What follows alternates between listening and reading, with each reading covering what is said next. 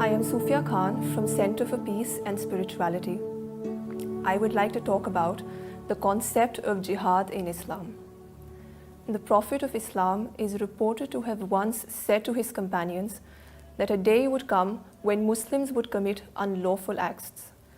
His companions asked with surprise how this would happen. He replied, they would give it a name other than its real name and thus make it lawful. The present-day violence in the name of jihad is a clear example of this hadith. These so-called jihadists have given their acts of violence the name of jihad. Since they have devised justification for their violence, their conscience does not refrain them from killing others.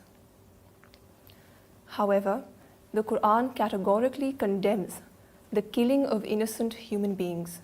It states, "Whoever killed a human being, except as punishment for murder or for spreading corruption in the land, shall be regarded as having killed all mankind." The use of the word jihad by Muslim extremists to justify their violent actions is a distortion of this concept. What then is the true concept of jihad? Jihad literally means to strive one's utmost for a noble cause. According to Islam, jihad is a continuous process in the life of a true believer. A mujahid, or one who performs jihad, is one who strives against his own self for the sake of obeying God. That is, he fights against the evil promptings of his soul so as to lead a God-oriented life. Jihad is mentioned in the Quran in various contexts, but nowhere in the Quran is the word used in the context of war.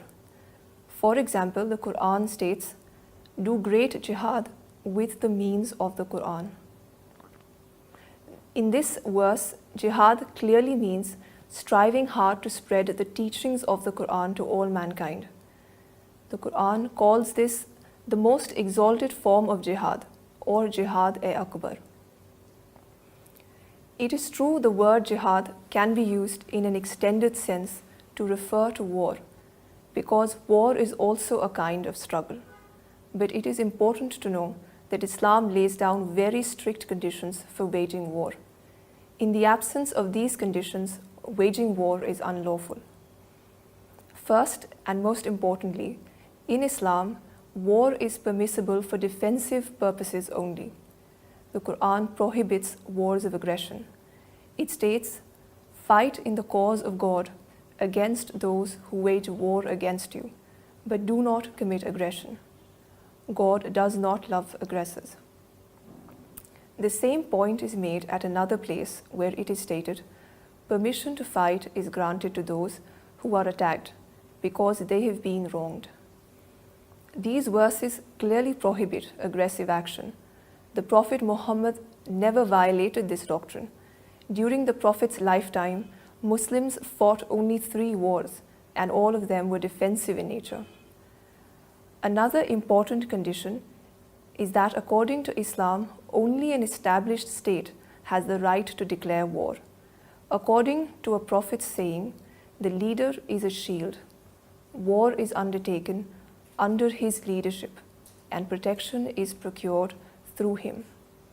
This same principle is expressed in Arabic as ar-rahilu lil-imam, meaning that the declaration of war is the sole prerogative of the ruler.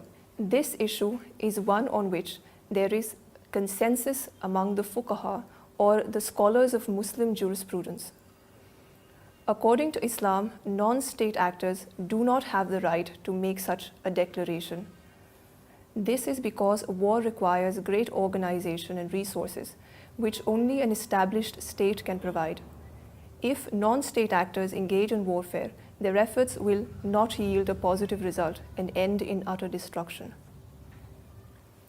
The so-called jihads being waged by Muslim extremists are entirely offensive in nature and were launched and are being carried out by non-state actors, and therefore they are completely unlawful from an Islamic point of view. They have no sanction in Islam whatsoever.